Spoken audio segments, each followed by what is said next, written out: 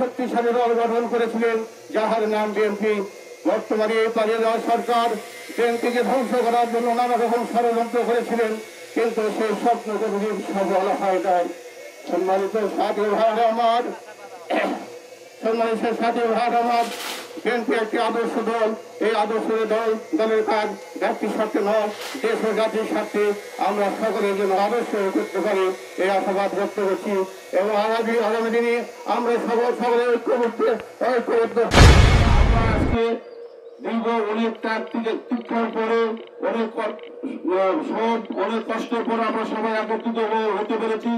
এই জন্য আমি আবারও শুকরিয়া জানাই আলহামদুলিল্লাহ। প্রিয় ভাইরা, আমরা সবাই এই আজকে ঈদের এই পূর্ণিমার দিনে আমরা সবাই একত্রিত হয়ে থাকবো, সবাই একসঙ্গে কাজ করব। তবে আমার একটি ছোট কথা আছে যে যারা বিএনপি করতো কিন্তু কোনো কারণে আওয়ামী লীগের সাথে মিলেমিশে ছিলেন, আমাদের কোনো আপত্তি নাই। কিন্তু দয়া করে আপনারা যারা কষ্ট করেছে, যারা মামলা খেয়েছে, যারা রাতে মাঠে শুয়েছিল, যারা ভোট দিয়েছে, এদের সামনে আসার চেষ্টা করবেন না। আপনারা সবাই সহযোগিতা করবেন, সবাই একত্রিত থাকবেন। আমি শুধু এইটুকু বলবো যে আমরা শহীদদের আদর্শের দল করি।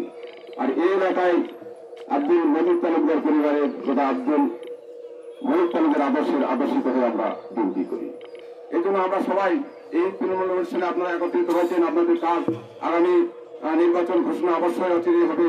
এই নির্বাচনে আমরা আব্দুল মজিদ তালুকদারকে অত্র এলাকার ধানের শীষের ক্যান্ডিডেট ইনশাল্লাহ পাবো।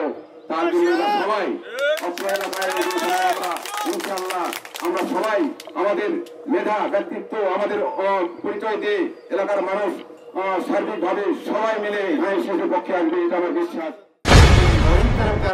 মহিত ভাইয়ের হাত ধরে আমরা এই এলাকার উন্নয়ন করবো ইনশাল্লাহ।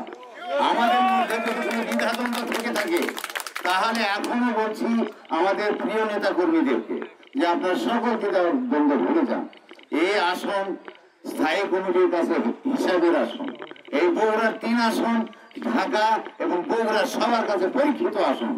যে 79টি আসন দিয়ে জিয়াউর রহমান বাংলাদেশে বিএনপি প্রতিষ্ঠা করেছে, আজও ওই 79 পরিবারের যে কোনো উত্তরসূরি নির্বাচনে আসবে ইনশাআল্লাহ।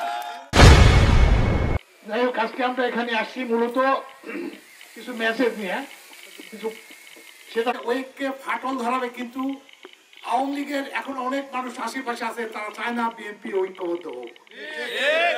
তারা চেষ্টা করবে বিএনপির মধ্যে দ্বিধা বিভক্ত সৃষ্টি করার জন্য। এখন এতে অনেকে মধু বলেছে ইতিমধ্যে যে আমরা কোন মানুষকে, যে মানুষগুলো বিএনপিতেই ছিল সারা জীবন কিংবা কোনো সময় আওয়ামী লীগে যোগদান করে প্রকৃত আওয়ামী লীগ হয়ে গেছে, এদেরকেও আমরা বিএনপিতে নিতে পারবো না।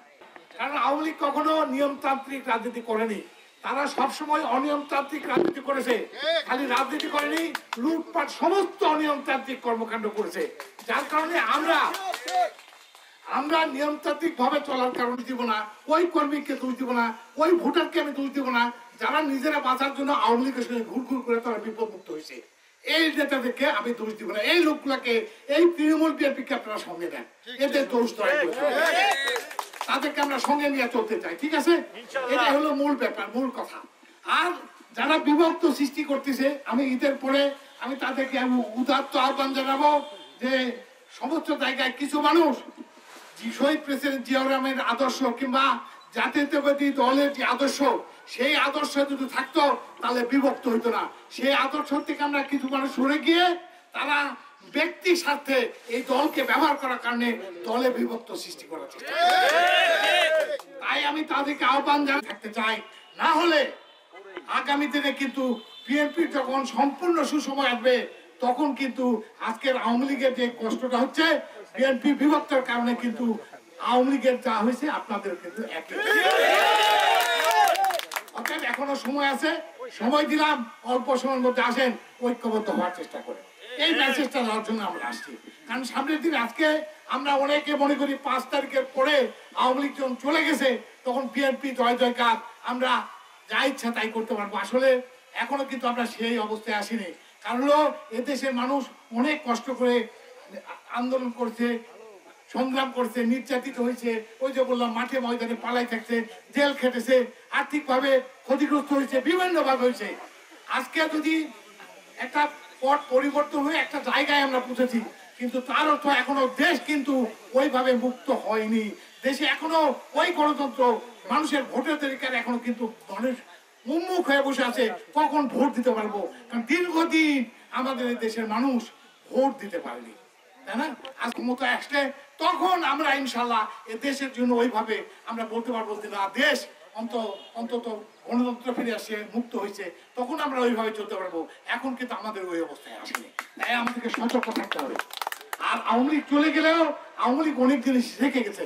যেমন আওয়ামী লীগের সময় কি হয়েছে, আগে প্রত্যেকটা গ্রামে গঞ্জে আপনার মাতব্বর প্রধানেরা ছিলেন, আপনারা বিচার আচার করতেন, এটাকে তারা ধ্বংস করেছে।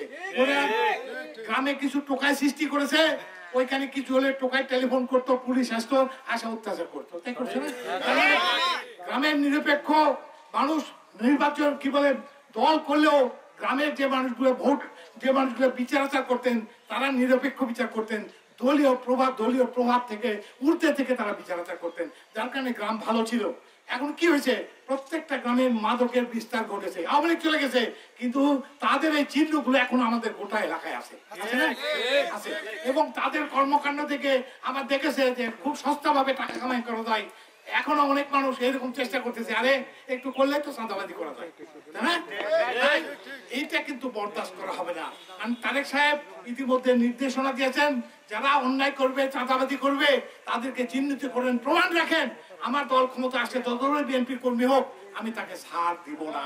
তারেক সাহেব অতএব এই কথার সঙ্গে আমরাও সম্পূর্ণ এক মানুষের, আমাদের যারা মানুষের যারা ক্ষতি না হয়। এছাড়া আমাদের নেতা জনাব তারেক সাহেব উনি 31 দফা রাষ্ট্র মেরামতের জন্য কর্মসূচি দিয়েছেন।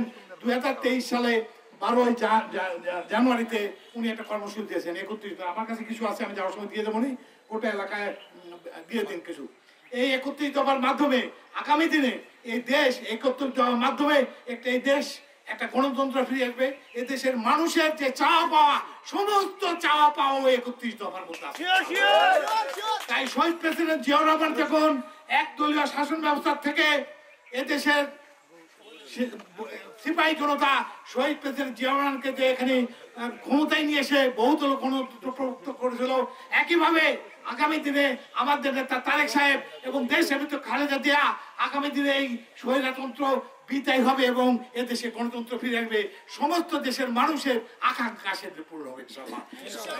এই বলে আসেন, আবারও বলতেছি, আমরা যারা আছি সবাইকে উদাত্ত আহ্বান জানাবো, আপনারা আসেন, আমরা এখানে ঐক্যবদ্ধ হই। ঐক্যবদ্ধ হয়ে আগামী দিনে আমরা ঐক্যবদ্ধ বিএনপি এই এলাকায় দেখতে চাই, শান্ত ঐক্যবদ্ধ দেখতে চাই, এই আশাবাদ ব্যক্ত করে আজকে ঈদের পরে এসে সবাইকে পালাম। এই কারণে আপনারা আসছেন কষ্ট করে, এই জন্য সবাইকে ধন্যবাদ দিয়ে আমি আজকে আপনাদের কাছে বিদায় নিতে চাই। খোদা হাফেজ, সবাই আমার হোক, দেশে জিন্দাবাদ, আসসালামু আলাইকুম। করবেন।